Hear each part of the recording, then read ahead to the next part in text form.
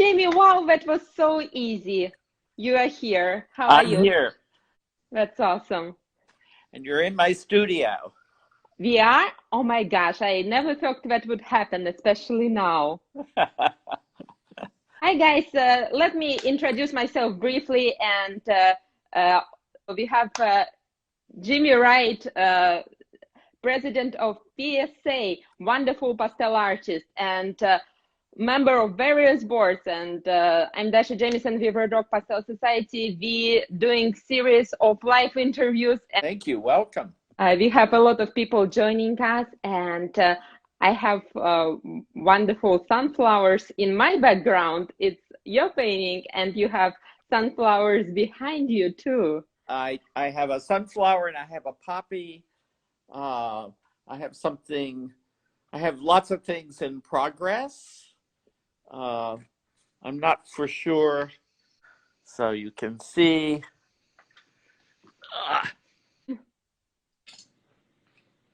And those are wonderful pastels, what you were showing us earlier. And we made people guess where we're going today. So a lot of people guessed correctly. Sunflowers kind of gave it away. So please tell us about your palette. What's a palette?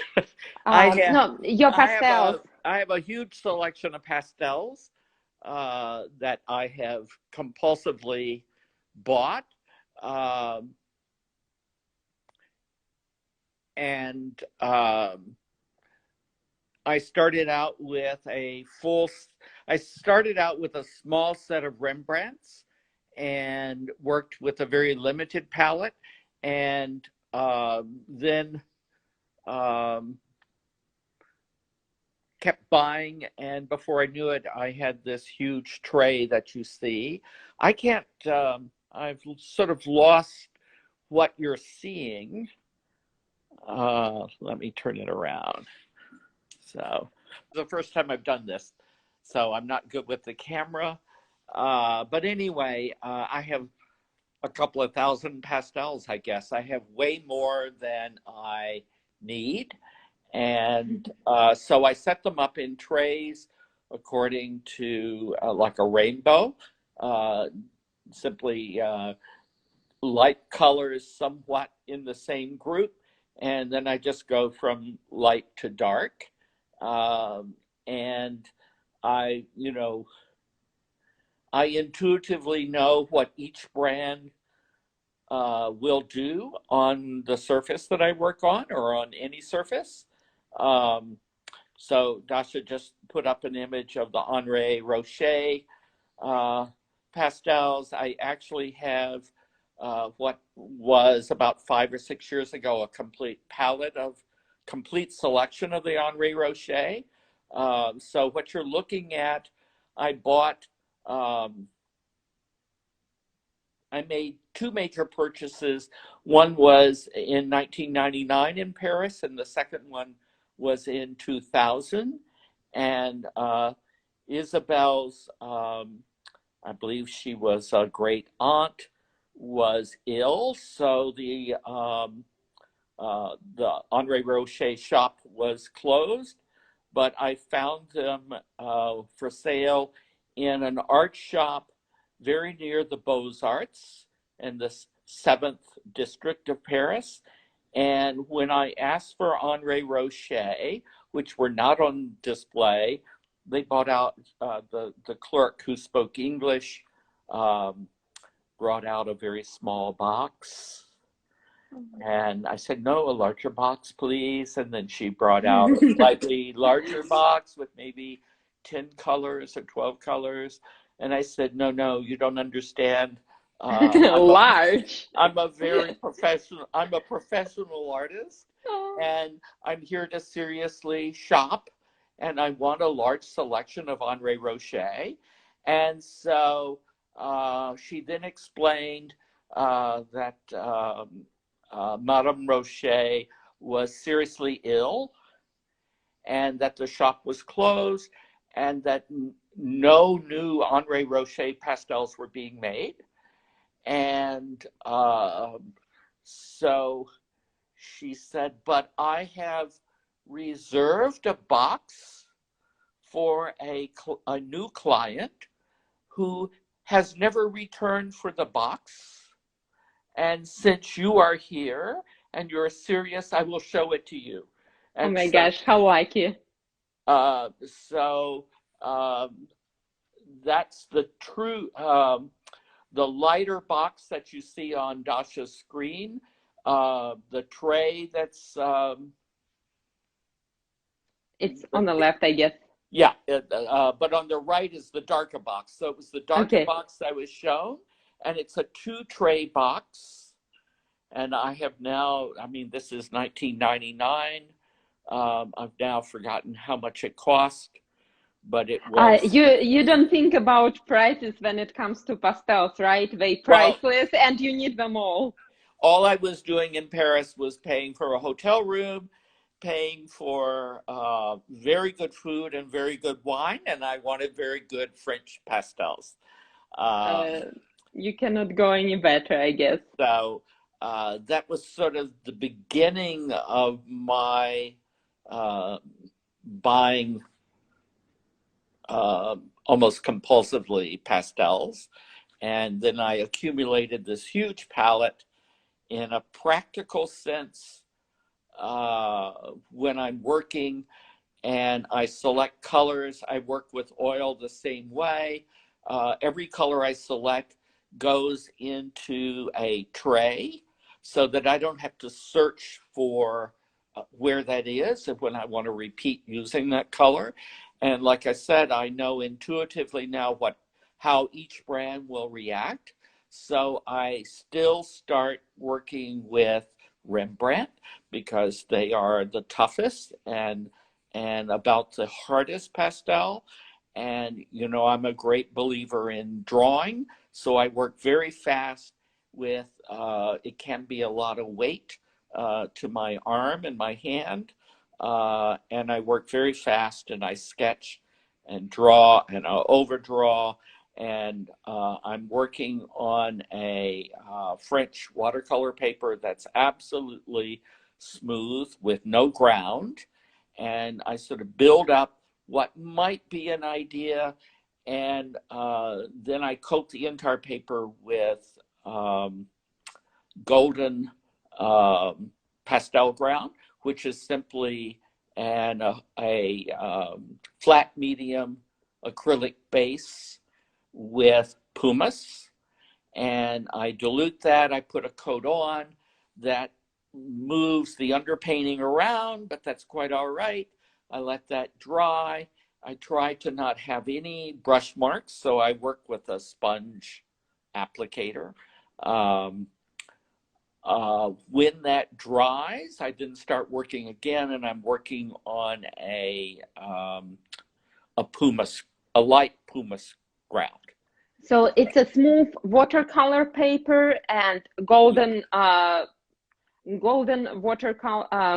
pastel Golden ground, pastel medium. pastel Yes. medium, and it has pumice inside, or do you add some No, extra? no, I add nothing. You add It's nothing, so Golden's you just recipe. take out of a bottle and it's good enough for what you're doing. I'll take that back. I dilute it. You I dilute it. dilute it. Okay. It's too Okay, because thick we when it want, comes out of the bottle, and I don't want the brush marks, so I dilute it. and you And I use a sponge. Yeah. Well, it's like a sponge with a handle. It's a little cheap Like, throwaway paintbrush. Uh, okay, that's that's a flat sponge. So I don't want any texture. I just want the ground, and I use it. I can either tint it or use it transparent. And what comes through is the dissolved drawing that's underneath. So if you let's see. So behind me is one uh, that's been built up in several layers. this is Uh, beautiful. so you get this glowing color coming through underneath. Um, Now the problem is it's sort of there are elements that are very beautiful, but it's an unresolved. See, there are more. More pastels. The third shelf down are the rest of the Henri Rochers. So I've developed my own working method so that I never lose a sense of spontaneity. Um, I have to find the composition. I have to find the colors. I have to find, in a sense, I have to find the subject matter. So there are a lot of failures. But the great thing is I'm working on, it's a 300-pound weight Aquarelle watercolor paper. It's 300-pound weight, so it's rather heavy. And do you mount it? No, it's just taped all four corners like you would a watercolor paper. It's taped down solid. But my point is, you never throw a sheet away. If you don't like what you painted, you put a light coat of, I use Spectrafix, so I'll fix it, let that dry, and then I put on top of that the acrylic ground again, so I can reuse the sheet over and over again. So you never throw away a $20 sheet of paper. That's very insightful tip. Thank you so much. You're welcome. So please. I don't work on prepared papers. I know many of you do, but I find the way the grit grabs the pastel, it sort of freezes it, and I prefer to be able to move things around. I may finish an entire pastel and then redraw it to move the major shape over a half inch. So I approach it with a very critical eye, and hopefully it doesn't go out into the world until I'm completely satisfied with it. Excellent. I have a question from the comments. So how do you decide what is a successful painting or what's a failure, like regardless your own work? Well, that's everyone's question. Number one, I want it to not be someone else's painting. Okay. I want it to be my painting. I want it to be original to me. So that's the first thing. Second of all, I approach everything with a very formal point of view. And by that, I mean, I'm looking at all those elements of color coordination and composition that you learn in basic 2D design classes. So remember, I have an art school background, plus I have hundreds and hundreds of hours of figure drawing. So I have a discipline. And so I have a very critical eye. I'm my own toughest critic. And that in itself is something many pastel artists have to learn. They're a little too sensitive with critiques, but we're talking about formal elements. So if we're looking at a landscape and I say, whoa, it's not just that there's too much green, all this green is the same intensity, and there's a flatness that happens. Or let's look at the space you want in this painting and the actual space that you and I are looking at in the painting. So there are all kinds of decisions that you have to make, or recognition of things that need to be changed or corrected. And I think when I look at any painting, the first thing I see immediately, if there is a shape that is not sitting in its correct space. And by that I mean, does it pop? Have you used a bright yellow that's lifting off the rest of the painting? It doesn't sit in the landscape, or it doesn't sit in the still life. It doesn't sit within the kind of window of space that you created with the painting. And that's the very first thing I see. Even in a museum, it's the first thing I see. And yes, now and then you'll see a painting where there's a line on an arm that's supposed to be a crease, and it's just slightly above the skin. I know a Corot painting where this happens. Now that might be, it may have been caused by restoration. You know, you don't see that in a Rembrandt unless it's been repainted. You don't see that in a Goya. Everything is in its right place within the pictorial space that the artist is working in. So that's the very first thing I look at. And the second thing I look at is your drawing skill. And you think, well, I'm painting, I'm not drawing. But drawing is the foundation for everything. It's the foundation for all the form.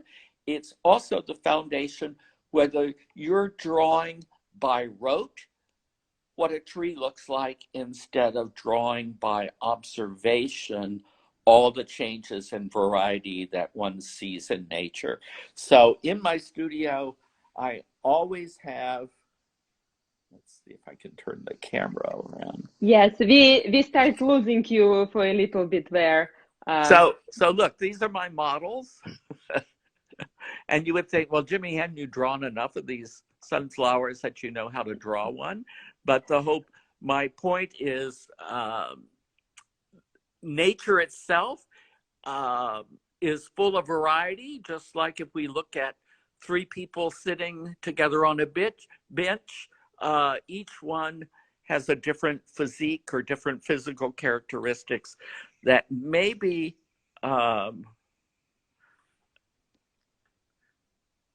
you don't recreate that variety from memory. You recreate. You have to have a sense of observation and memory of what you've looked at. And the very worst thing, and also one of the first things I see, is when something is a cliche of a form. It's like you took a shortcut. I don't really know how to draw a hand, so I'm going to fudge it. And unknowingly, beginners all fudge in the same way. So you can see it from you can see the awkwardness immediately, and that's where drawing and a kind of memory of form that's intuitive, that comes with experience, is invaluable. So if you don't have that, I know the other first thing I see is I can tell many times when someone has simply copied a photograph. And I think this is overlooked by many artists. When you copy a photograph, you're copying a two-dimensional surface. That's what a photograph is. It's absolutely flat. You're copying a two-dimensional surface and applying it to a second two-dimensional space. Yes. And you copy all the distortions and sort of all the little lies that a photograph tells. And Jimmy, so you want to move on? Thank you so. No, I want to thank you for sharing this insight. I want to say hi to Corey Pitkin, Olga Abramova, and our Adrian who join us. So thank you. Thank you for watching us. We have Jimmy Wright here. Sometimes, like, I don't know, are you holding your phone? But sometimes it's light. So I just want to make sure we can see you fully. So we can see your face while you talk. And yes, I want to move on because everybody is anxious. Like, did you always been so great, or how did you know what you a painter, you're an artist? Like, how did you find out? Please tell us more about your background. Well, I grew up on a farm in Western Kentucky, and I was very fortunate. This is in the 1950s, And I had parents that were very interested in the world and very well read. So we had at least 4 local newspapers, and on the weekends, the Memphis Courier Journal from Memphis, Tennessee. And we got, in other words, we had a few local big newspapers, and then we subscribed to Life magazine. And Life magazine was at its peak in the 40s and 50s. So I visited through the great black and white photography of Life magazine. I visited Picasso's studio in the south of France. I visited Matisse in his bed drawing with a brush or a charcoal attached to a long bamboo handle. I saw the issue of Jackson Pollock, that's quite famous. So as an 8-year-old, I knew artists lived a very different kind of life than how my parents lived on a farm. And I decided that was the life I wanted. At 8 years old. At 8 years what... old. Oh, but my I gosh. had already been drawing. Before that. I come from a very religious family, so we went to church 3 times a week. And the way I was kept quiet and still as a very small child was my mother had envelopes and scraps of paper that came in the mail that were going to be thrown out, and instead she kept them in her purse along with pencils.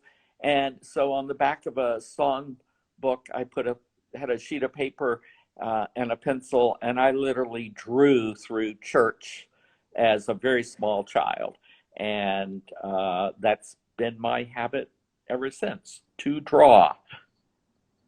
That's a habit that you encourage all the artists, the pastel artists and artists in general, to draw, because it starts with a drawing. And there are discussions about pastel painting or drawing, but drawing is a foundation, right?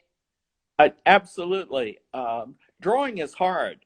And a lot of people want the shortcut of just copying the photograph, and they're relaxed. We all know how relaxing painting is, and they don't have to think. They just copy the photograph, and then they pretend they're an impressionist, and they pretend they're an artist, but all they're doing actually is a kind of hobby painting where they don't, oh, well, I painted for 3 hours, I painted for 4 hours, but they didn't challenge themselves the entire time. And usually someone who works that way turns out to be the most sensitive when they don't get a piece in a show, or when they don't receive an award, or when they see abstract or more contemporary work. The first thing they'll say is, I don't understand this. But, there's sort of no excuse for not understanding something when here we live in an age of information. You can constantly use Google to look at great art. I spent, here I am in semi-self-isolation in New York City, and I have a lot of Pastel PSA administrative, just like Dasha is administrating Red Rock. It takes a lot of time to be an administrator, and you're on the computer. Yay. And it's easy to burn out on the computer, but it's just as easy to play hooky from PSA business. So I ended up spending a whole afternoon looking at Goya's works in the collection of the Prado in Madrid, Spain. So there's so much great art available on the internet that this is so much useful when looking at the cat memes, what I've been looking at. So thank you, Jimmy. Now I know what to look at. Maybe I'll paint better then. But the whole point is you have to challenge yourself. And that's why I encourage people to take figure drawing classes. And that's why I know at PSA, when we have a figure pastel artist, like W. Truman Hosner, it's challenging for students. Many students won't take a class involving the figure. Now, Carol Peoples did a portrait workshop, which filled out very, very quickly. But generally speaking, many of our pastel friends avoid ever taking a figure, anything that involves painting a figure. So you have to challenge yourself. That's very helpful insight. And let's keep your biography. Like, so you decided to be an artist, you in Kentucky, and where did you go from there? Like, tell us more. Well, so I grew up in this very fundamentalist Protestant family. And though my father had been to college and his sister had been to college, my mother had 2 years of college. Okay.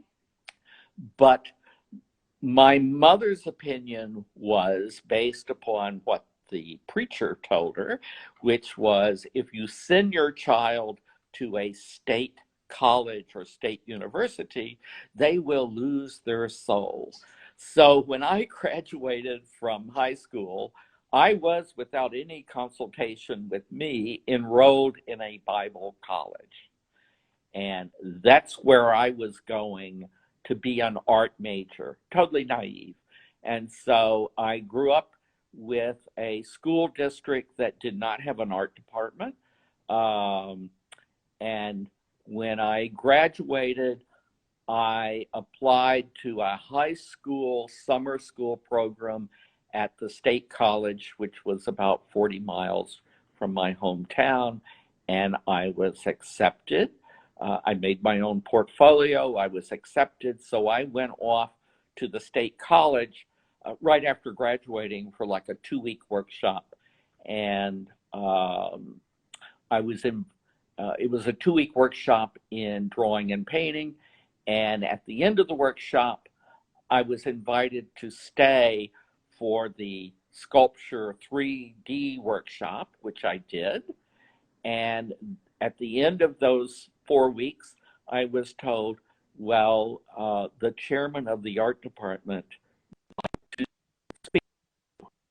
And so I go into the chairman's office, and it really basically was, if you come to Murray State Teaching College, we will give you a Regents Scholarship. And literally, I knew this was my ticket out of Bible college. I went home. I did not ask. I announced that I had been given a Regents Scholarship and that I was going to the state college. And my father, because his sister had graduated from that school, did not say no. My mother was hysterical, but it was my first act of rebellion, I guess.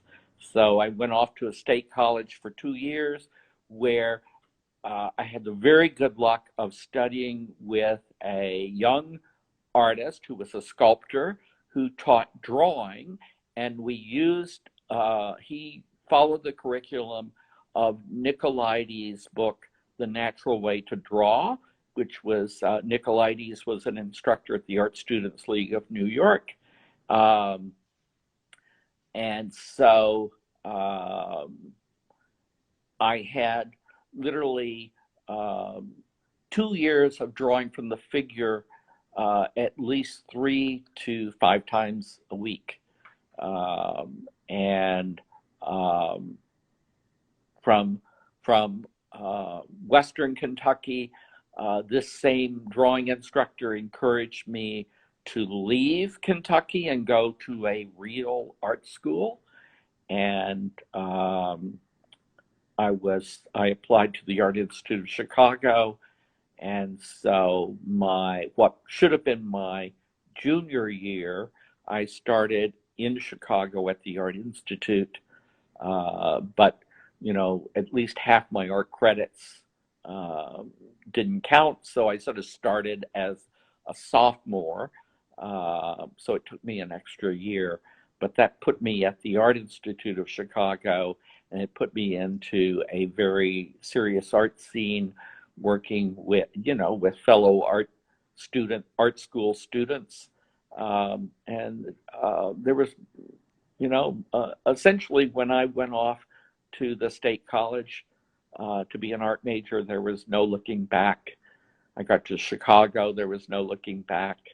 That was the beginning. It was, this was the late 60s when the goal was to get a master's of fine arts, and then you too would become an art teacher in a state university or a private art school. This is when there were lots of jobs. The economy, you could live very cheaply in that economy. And so I ended up at Southern Illinois University, which is actually about 110 miles from the Kentucky farm where I grew up. Oh. And I got my MFA again on full scholarships, and I taught. I taught. I taught at Southern Illinois University for 2 years, and then I taught in upstate New York at Hartwick College. And then I just decided, I spent a summer in LA, and then I decided after a year of teaching in upstate New York that I was moving to New York, and that I wasn't going to teach. I was going to support myself and be a full-time artist. And so here I am many years later. Just breathtaking. Thank you, Jimmy, for sharing. That's like success, dream story, and it's fascinating, but a lot of hard work, and it's all hard work. it's all hard work. So, and it's also serendipity. It's a lot of luck on who you meet along the way, and what kind of relationship you establish through your work. You just have to have a lot of grit and stick with it. Thank you. That's wonderful. People, Margie West saying thumbs up, Adrian saying thumbs up. So tell us more, like how to be full-time artist. Like, what does it mean for you to be a full-time artist? Well, I don't have a trust fund. So when I moved to New York, I had to support myself. So my being a full-time artist, I was often not painting. I was having to work in a job. And that's true for all the young artists that I know now that have moved to New York. I was lucky because this was 1974 when I moved to New York. In 76, I was able to rent a really large loft on the Bowery. And so that was actually the first time in my life that I had a painting studio that was 1,500 square feet, and it was completely mine. And I supported, I had a partner who moved in with me, a domestic partner. So I was splitting the rent, but I worked as a non-union member on film crews, which was something I just sort of fell into in New York City, something I never planned. And I was I drew storyboards.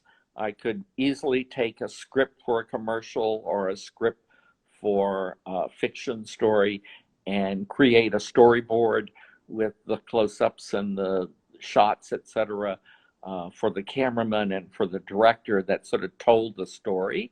And so I would do that freelance. and, you know, make a couple of $100 for a storyboard. Um, and Fascinating. and then in I've forgotten the year, 76, 77, we had a horrible recession, and it seems we're going to have another one, if not worse now because of the health emergency. Yeah. But we were in a recession, and there was a federal program created to employ artists in theater and in the visual arts and in the graphic arts and photography. And so I applied in New York. There were something like 2,000 or 3,000 applicants, and we went through several tiers of interviews. And one of the first things I had learned when I moved to New York was you never say, I can't do that. You always say, yes, I know how to do that. Yeah, And exactly. and then you figure it out. And you have to figure it out fast, and it has to be successful. So Exactly. I had taught printmaking. Um, so I ended up teaching in an after school program within walking distance of my loft in Chinatown. So I was teaching children of immigrants to America from all over Southeast Asia. And these were all working class families and very serious, dedicated children. And it was a lot of fun to introduce them to art and to something other than academic um, excellence, which, you know, uh, every parent of an immigrant wants their children to become a professional, meaning a doctor, a lawyer, an accountant, something that's a step up in the ability to earn a living. And so it was a lot of fun to take really bright children and introduce them to contemporary art. So, you know, I had year after year of doing that. And then in the early 80s, 1980, my partner and I bought the building where this studio is located. We're on the second floor of a 3-story 1890 stable. And the ground floor I rent to a blue chip art gallery. And then the second floor is my painting studio. And then the third floor is my living apartment with a couple of bedrooms and a huge loft-like living dining room that looks into an open kitchen. And so the whole idea was that I was going to own where I worked so that I wasn't working to pay the landlord. And that's worked out. It was a huge amount of work. So I was the contractor for renovating the building. So in a sense, I became a developer. I developed this building. It now helps support me financially. And um, I never felt the pressure that I had to sell art to survive. Um, and so all of my friends were very upset in 1980 when I bought this building in a burnout neighborhood, because that was the beginning of the gallery scene on the Lower East Side. And uh, they felt they were all showing in galleries. And so they wanted me to show with them. But meanwhile, I got a job as in a medical library at Bellevue. And this gave me complete health insurance. And I was working only about 20 hours a week on the weekends. And then that job transferred to Cornell University's Medical College Library, where I ended up working, I think, for 20 years. And it was just on the weekends, so it didn't, theoretically, it did not interfere with my painting time. But of course it does. And it certainly interfered in my ability to socialize within the New York art world.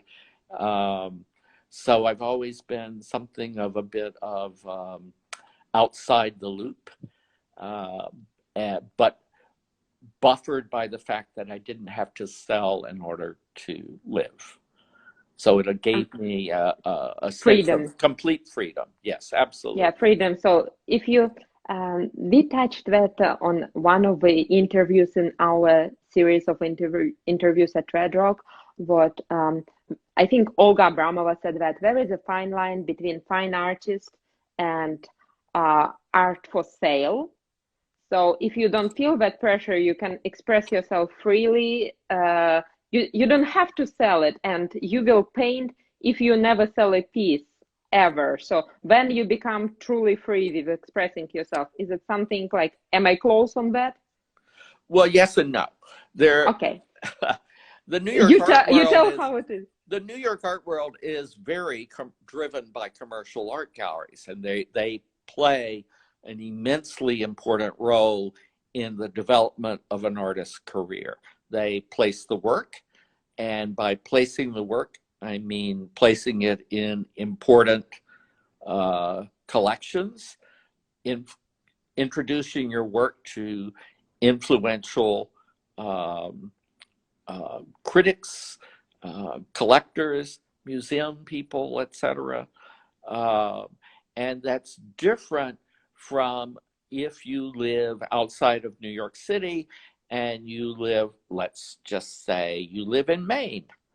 And Maine in the summer has many art galleries. And so you work very hard to put your pastels in a gallery in Maine. And this is the kind of gallery where they have to sell everything in 3 or 4 months to support them for the year. Short tourist season. Yeah, that's right. Yeah. And so then you're under pressure by a gallery that's not interested in your career. They're only interested in the product. They're only interested in selling. And seascapes sell. We need more seascapes. And so you end up being an artist who paints for what you see as your market being able to sell. One of the most heartbreaking things I've ever seen on our Facebook group for the Pastel Society of America was an artist posting, how do I sell my work? Please understand, I have to sell my work. And then the artist went on about how she had adjusted her style, she had adjusted her subject matter to suit what she thought the market was, but still she was not selling her work. And, there was a sense of economic pressure that was sort of the subtext for her post that I just found rather heartbreaking. There's no guarantee you'll ever sell anything. There's no guarantee you'll make anything that in your lifetime will be that anyone else will find of interest. And then when you do sell, for me, the most disturbing thing is I know I'm selling paintings to individuals that are so wealthy, the couch that my painting hangs over costs many times more than what my art costs. And so the reality is, and I had this case, someone very famous owned 2 really beautiful paintings. This individual died. I knew about the death because it was a celebrity. What I didn't know until a few months ago was at some point, my paintings were sold at auction locally, and two really beautiful paintings sold for very little money. And that's really horrible because I try to sell paintings for a lot of money. And had I known about this auction, I would have bought the work back myself. Yes, yes, Uh, it's so, I there are all kinds of pitfalls about trying to make money from art. I got a message today from our member Corey, what she owns 6 of your sunflower paintings, and I like, oh my gosh, she's so fortunate, and I would just pay much money to visit her house, like as soon as it will be an option again, like visit somebody's house, and she sent me this picture of 6 sunflowers painting, what I'm like kind of taking one with my face on a box of Great Americans. So there is reproductions of 6 sunflower paintings, and she loved this set, and that was kind of like my warmer for you. And I fall in love with sunflowers and red and blue, and we used it with your permission as a poster for our online exhibition at Red Rock Pastel, what is available for the view. There are no awards posted yet. We're still working on it, and we are very thankful to Jimmy, be our senior juror for our online show and curating 120 something works being in our show from 83 wonderful artists. It's a beautiful gallery. If you haven't had a chance, check it out, link in our bio. Do you have a few words about our exhibition? How did we do, Jimmy? Well, first of all, it was a team effort, right? Yes, we talked to them already. Let's talk about you Oh, now. I It's didn't know your that. time. No, I started to previously, say, yeah, it but was, we're thankful to Olga Abramova and Bethany Fields. It's a team effort of a jurors team.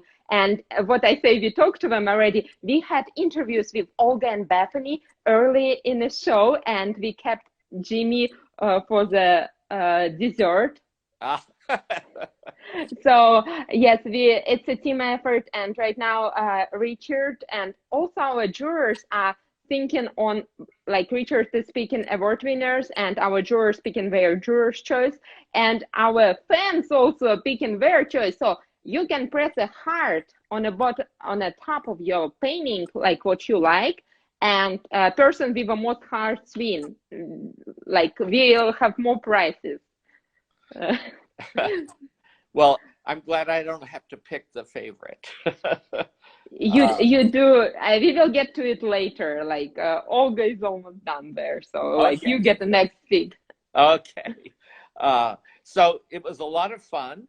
I thought there were a lot of strong entries. I like that every member of the society was included in the show. So it's a real variety from beginner to very accomplished work. And as you can see, some artists, we put more than one painting in because they had, in some cases, they entered 5 strong paintings. And Yeah. so we sort of felt with those artists that were really strong, they would get more than one painting in the show. And then many times the piece I selected for an artist with 5 strong pieces, maybe Olga and Bethany agreed on another piece. So we would sort of try and put both in and maybe add a third one. It makes so the stronger work, I think, really shows up. I just will give you a clue. If you have an opportunity to submit 5 paintings for a show, or you have an opportunity to submit 3 paintings, if you have the work, you should submit the maximum number, even if they're all equally good, because it gives the organizer of the show and the judges a chance to pick the piece that perhaps adds variety to the show. It's about excellence first, but when you're only showing 125 paintings or 150 paintings, you can't show, if everyone does a cow painting, you'd have 150 cows. Well, So next time maybe we will curate exhibition of the best cow painting, yes, and that would be challenging because they're not just like we have in common medium of pastel, but there's so much work of different styles, mediums, and experience level. So that was really tough on you, and thank you for doing this tough job. How many paintings can you submit to PSA exhibition? three paintings. Three. So I encourage you, if you're gonna, I encourage you to submit to the 48th annual, and submit three paintings, three strong paintings. Only one painting will be admitted to the show, but give the jurors a choice to pick what they think is not only the strongest, but that's going to show, give the more variety to the overall exhibition.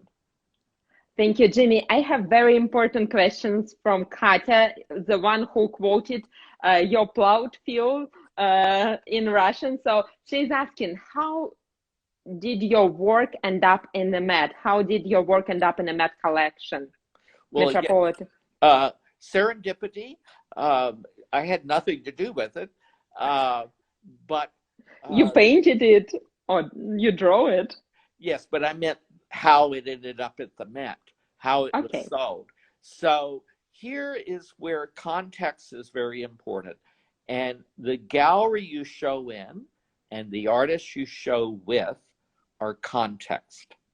And I was very fortunate. Again, serendipity played a great deal to do with this, but I still show work with DC Moore Gallery, and at the time, for a long period, they represented me exclusively, and a new artist in the gallery curated a show of self-portraits by male artists.